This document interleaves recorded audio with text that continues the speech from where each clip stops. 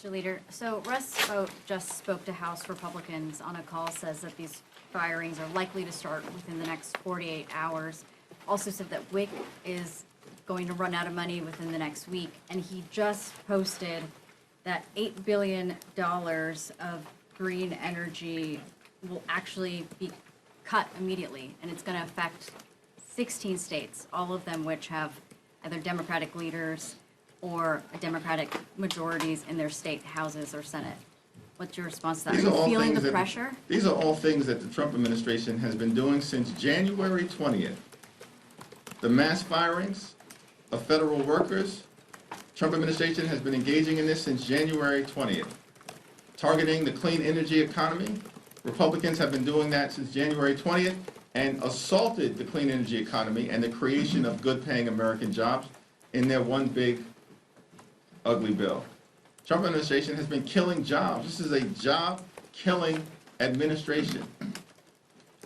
Job creation is down, but you know what's up? Costs. They promised to lower costs on day one.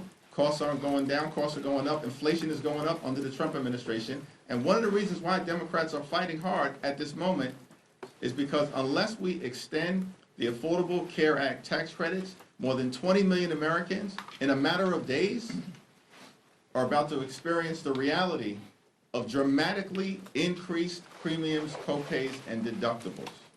Many of them will experience medical bankruptcy as a result. That's why Democrats are fighting hard on behalf of everyday Americans. I'll yield to Catherine to talk about the WIC issue, but in every other shutdown that Republicans have caused, including in the 35-day shutdown that Donald Trump presided over in 2018 and 2019, funding for women, infants, and children, their health, their nutrition, and their well-being was maintained. It was maintained in every other shutdown. The reason why the Trump administration is threatening now to cut funding for women, infants, and children is because they can't stand that program. They're on the side of their billionaire buddies. They've been running the largest pay-to-play scheme in American history. And Exhibit A of that was their one big ugly bill, which is now law. Largest cut to Medicaid in American history. And they stole food from the mouths of hungry children, women, veterans, and seniors, and all of this was done to provide massive tax breaks to their billionaire donors. We're fighting for the health care of the American people. They're fighting for their billionaire donors, their friends and family plan, which has been all about enriching the lifestyles of the rich and shameless from the very beginning of the Trump administration. So all this talk that we see right now, as if it has anything to do with the shutdown that Republicans have caused, no, it's their ideology. Cruelty is the point when it comes to the Republican Party. Are they really expecting us to believe that the strategy that they are employing, that they're already making life in this country for working Americans harder and more expensive, that the answer is you shut down government and make life harder and more expensive? That is insane. But that is the argument that they're putting out there. And we just have to base this in reality and facts. They want to talk now about the WIC program. You want to talk now about pregnant women and newborns.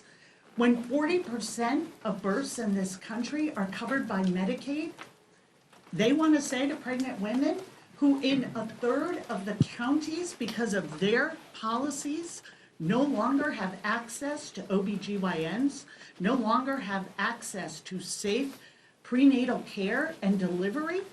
Now we care about you. Women of America understand exactly how they feel about us and our children. The moms that I've been talking to are so scared they may not be able to get the Medicaid funding they need. We heard from Teresa yesterday, who talked about her 2 autistic sons. She's a single mom. She had to quit her job in order to care for them full time. Without Medicaid, she has no idea what she will do.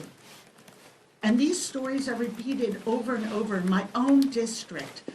A young adult named Sydney, her mom wrote to me and said she has such profound disabilities, but Medicaid is connecting her to the world through cochlear implants, through medication, for medication that she needs not only to survive, but to have some connection, which she has found through what she has been able to restore of her hearing to music.